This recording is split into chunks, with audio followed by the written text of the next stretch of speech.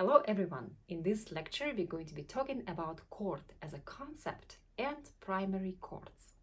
In order to understand what chord is, we need to go back to the understanding of the intervals. So intervals are two notes played together, and depending on the size of the interval, each interval has its own unique name, right? It could be a fifth, it could be a minor seventh, octave, and so forth. So, but it is only two notes that are involved in the interval. So if somebody tells you, I have three note something and calls it an interval, that's wrong. So three note something would be called a chord. But chord could be sometimes more than three notes. It could be 4-note chord, 5-note chord, 6-note chord, and etc. And to be honest with you, I was recently thinking about this concept myself in terms of understanding where do we actually stop calling this a chord and start calling this a harmony as a whole.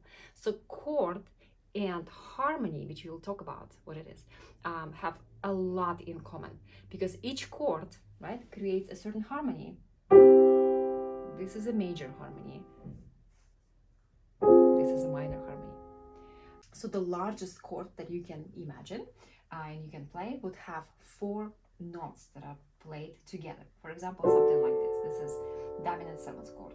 When we deal with a very simple chord, major and minor, it's always 3 notes. And then when we have another note that's added and the chord starts sounding more complex. So for example, from this chord, right, D, F sharp, A, if I add C, it's going to become dominant 7th chord, very popular chord in Western European music. Or if I decide to play diminished chord, again, it's only 4 notes. So you have 4 notes grouped together, we call it a chord. But what happens if I have more, if I have 5, 6, 7? Then you're already going to call it a harmony. So for example, I have my dominant 7th chord, but I'm going to add 2 notes like this, right? It's hard for me to identify. I can just say the root here is dominant 7th chord, but I already look into this combination of notes, right, which is 7 notes, and I'm going to call it a harmony. So what is harmony? Is this combination of certain note that creates a certain sound, and a certain sound has a certain character.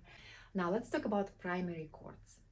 First of all, what the word primary means. Primary means main, chief, right? Something that has a lot of significance and importance. And so when we talk about primary chords, we always need to keep in mind that we talk about them in relation to a certain key that we are in. Are we in C major or are we in F minor? So only primary chords is a concept that we should discuss knowing what key are we in, right? Whether it's a major or minor key, it doesn't matter. And we have 24 keys, as you remember. So every single key has primary chords, tonic, subdominant, and dominant. And the combination of these chords, primary chords, actually gives us this flavor and understanding of the key. So for example, if I play you primary chords in C major, you will feel like after I play it a couple of times, you will feel, yes, I do understand that C major is my home, it's my base, right? It's where I belong. You will start understanding that C major is my home, is my base, is where we belong in this particular piece of music or this particular chord progression. So here we go. This is tonic in C major. Obviously, it's C major chord.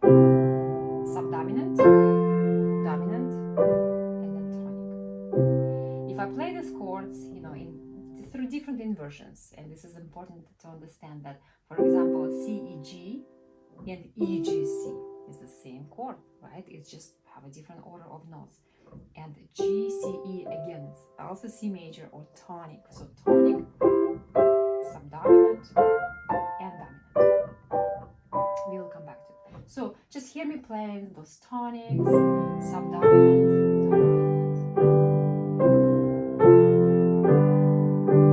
dominant, tonic,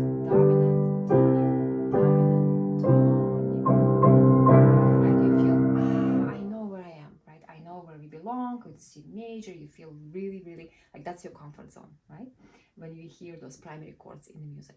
And for example, when we experience a modulation, and you remember that modulation is when the key change happens, right? When my home, my base, my comfort zone actually becomes something different. So it's not C major anymore. For example, we move to A minor, and I'm hearing the primary chords in A minor. And I feel, oh my God, now I feel like this is my home, right? And modulation literally happens in almost every piece of music, right? If we are at least looking at the repertoire from like grade 1 or grade 2, not primary level grade repertoire. And you depending on the complexity of the piece, we can have, I don't know, 15 modulations or 10 modulations just within one piece. And each time how composer modulates, it introduces you those chords: tonic, subdominant, dominant. Now I'm in D minor. And I start believing, oh my goodness, now D minor is my home, right? So what I'm trying to say here is that those primary chords, tonic, subdominant, and dominant, they have a lot of power over us because they make us believe that this is my home, this is my, whether it's temporary or not, and this is where I belong harmonically. So now let's talk a little bit more about primary chords and how can we build them in a certain key. So here we go. These are our primary chords: tonic, subdominant, and dominant. Granted, very often in music theory, and especially in the United States, we use those Roman numerals as the indication of these chords. So chord 1 would it refers to the tonic, chord 4 refers to subdominant, and chord 5 refers to dominant. So let's take a look at how we can build them in any given key and continue our conversation. Let's discuss those concepts in C major key, which is the simplest key in the world. So chord 1 or tonic, we're going to build it obviously from the very first note of C major. And notice that when I'm building those tonic, subdominant, dominant, those primary chords, they always look exactly the same. Third plus third, right? That's my intervals.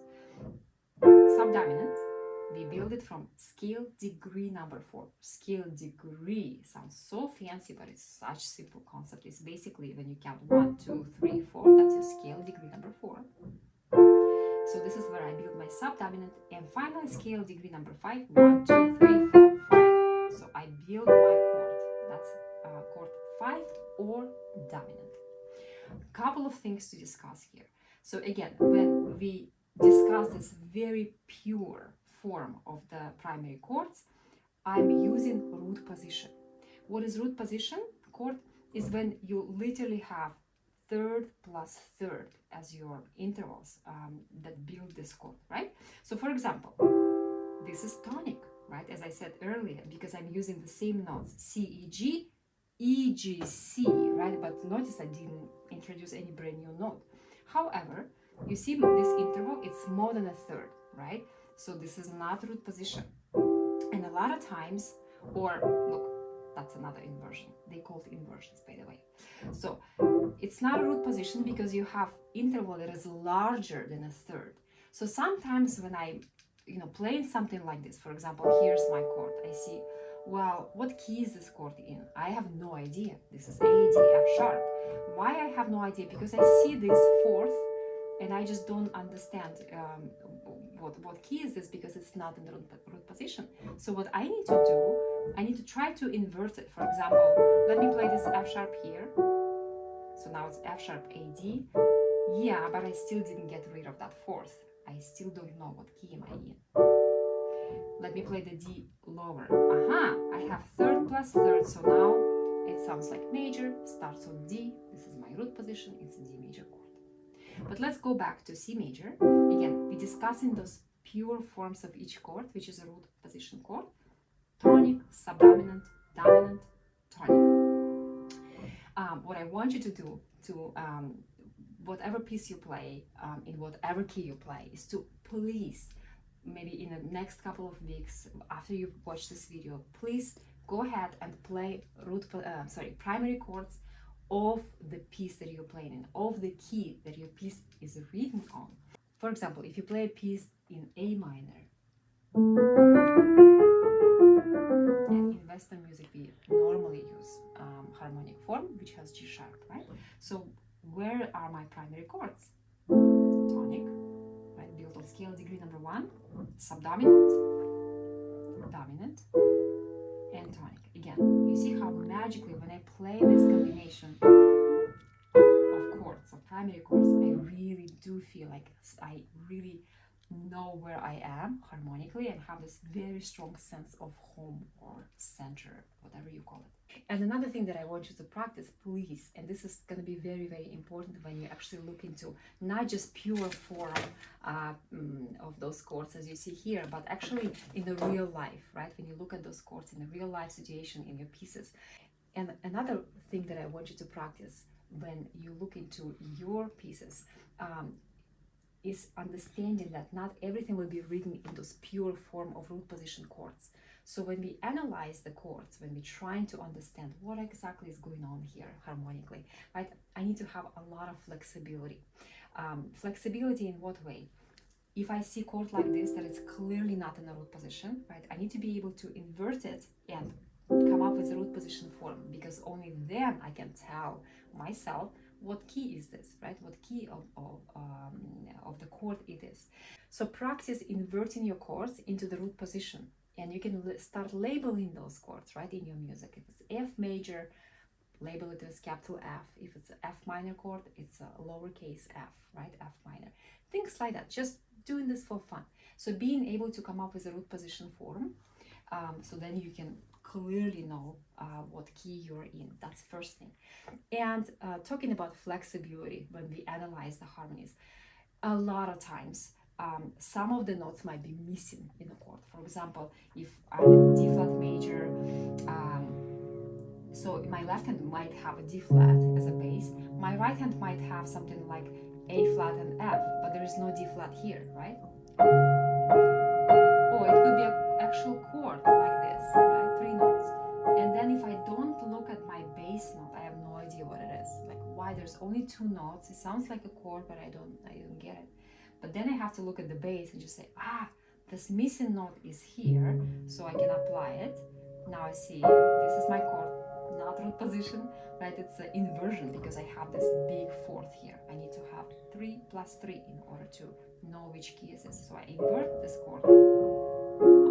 I got to D flat major. So it's really not as easy as just like one step process. There are at least 2-3 steps you can take, but you can almost always know what chord it is, right, and what key is it in, and you can label it, which is very nice.